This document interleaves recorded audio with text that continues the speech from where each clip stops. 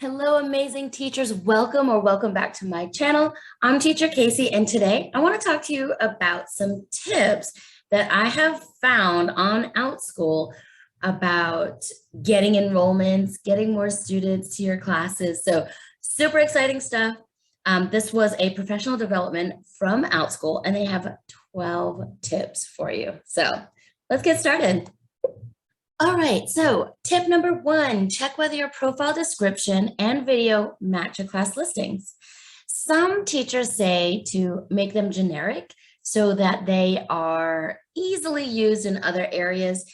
And some teachers want to make sure that they have very matched, very niched down profiles and descriptions. So it depends on what you're teaching and how you feel about that. But according to OutSchool, it says, as you create class listings, revisit your teacher profile and video. Is your messaging about your teaching interests and experience aligned across your listings and your profile?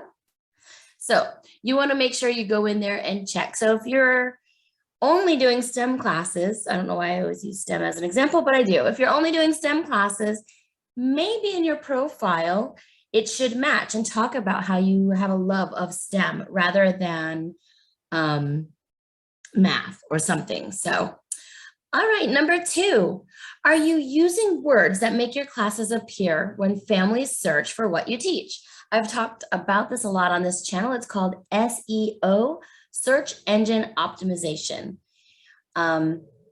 You'll want to go to incognito mode, and this helps you to see your classes, to see if your classes are coming up when searched. Okay, so according to OutSchool, it says do a few searches in incognito mode to see if your classes appear in internet search engines and on the OutSchool platform. So imagine you're a parent and you're searching for classes. What words would you use? What would be your keywords? Okay, so all right, let's see. Number 3, be explicit about what learners will experience in your class. So families on OutSchool want to know what their children will be doing in your class, what they're going to be learning.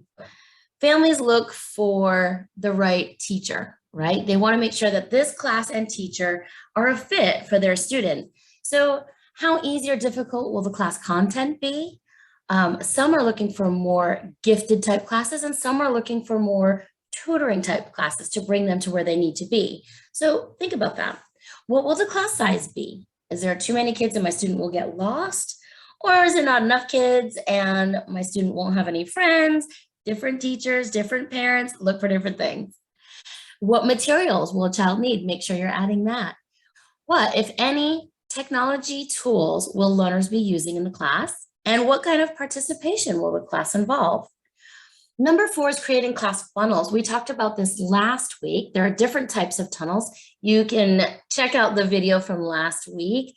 But just a really quick thing, you can funnel your classes or your students from a one-time class to an ongoing class, or from a basic skills learned type of class to a more advanced class. Variations on themes. We did all of these science themes here, and now we're going to do these math themes here, or vice versa, something. So you can make different class funnels and funnel your students into those classes. Number 5, sell your unique perspective and experience to parents. So parents want to know why you are the right educator for their child, right? They want to see that you're passionate about your topics that you're teaching. Why should they choose you? How are you unique? How are you standing out? Number 6, ask for public reviews. Don't hesitate to ask parents for a public review. If you receive a thank you message from a family or feel confident that a learner enjoyed your class, ask for a review. Those always help. Number 7, offer classes at varied times. So that's, I know some teachers are able to do that, and some only have a certain schedule that they can they have a certain schedule that they can do. But if you do have the time, You may want to try different times, list the same class a few different times and see which learners you get. There is a section on OutSchool that you can go to. I think it's when to schedule classes, and they have a chart that you can go to and take a look at what times parents are booking. So let's take a look at that. I'm just going to share my screen really, really fast. And then you can see it is class scheduling tips, when to schedule classes.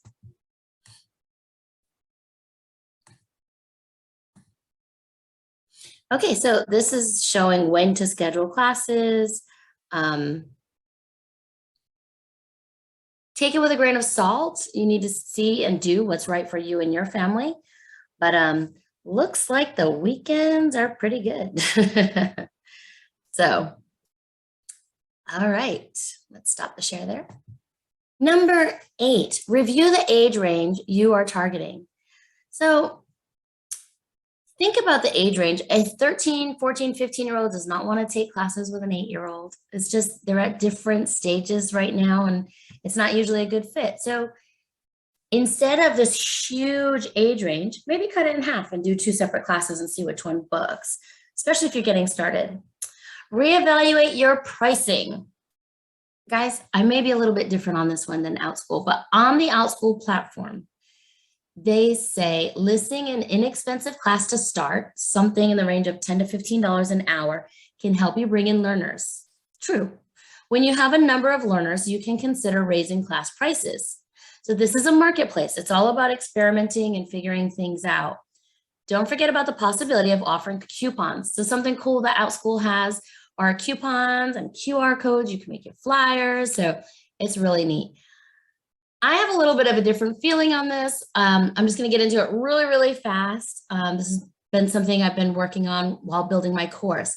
And reevaluating your pricing, those of you going independent, I want you to really think about what your time is worth. Why we as teachers are worth more than what we're charging. You need to stand out to these parents. You need to show your specialty and why you're worth more. I know on these marketplaces, it's tough to do because parents are looking for inexpensive classes, but especially those going independent, show them what you're worth. You are worth way more than you are charging, I'm sure. Find your niche. Okay, this is actually part of my course as well. Finding your niche. I talked about this during our Teacher Mind session yesterday, and it is better, at least in my opinion and some research I've done, to niche down. So instead of being an early childhood educator, I can teach this, I can teach this, I can teach this. When parents are searching for a specific teacher, they put in those keywords. Are you coming up? What are you passionate about teaching? You can always add more in later, but start with what you're passionate about, what you love. I feel like when you're passionate about a topic and you get to teach it, you are excited, you are open, parents see you having fun and their child's learning, and it's more fun for you, it's more fun for the students, and I think your name will get out there. Reviews will be, flying off the shelves. Parents are gonna wanna review you and just talk about how great you are. Word of mouth, right? All right, 11. Wow, we're already on number 11. Consider advertising locally in addition to the internet. We talked about this as well. Social media platforms are great, but maybe there's a local next door app. Maybe there's a local newspaper if you want to put some ads in. Of course, this is coming from OutSchool, so they want you to keep all of your students here on the OutSchool platform. But if you are independent, then you may consider that as well. And number 12, it says experiment. So sometimes it takes a while to get your classes out there and going and in front of other people. But if you are working hard on these tips, parents will start taking notice. It's not going to happen overnight. It's just not. So get in the Facebook groups, get into some of these different groups, different social media platforms. Spread the word about your classes. Let parents and students know to spread the word for you as well if they're loving your classes, and I think you'll do fine. So if you have more questions or comments, you want to reach out to me. I am offering some coaching calls, just let me know. I will put a Calendly link up, but I don't add it to my YouTube. So just message me, casey.oswald@gmail.com. And that's about it. Thanks for joining me on this awesome Saturday. Super excited because it's baby shower day for my new grandbaby to be. And that's it. That's why this is pre-recorded. Hope you made it to the end. If you did, thank you so much. Please don't forget to like, subscribe, hit the bell, and I'll see you all next time. Bye.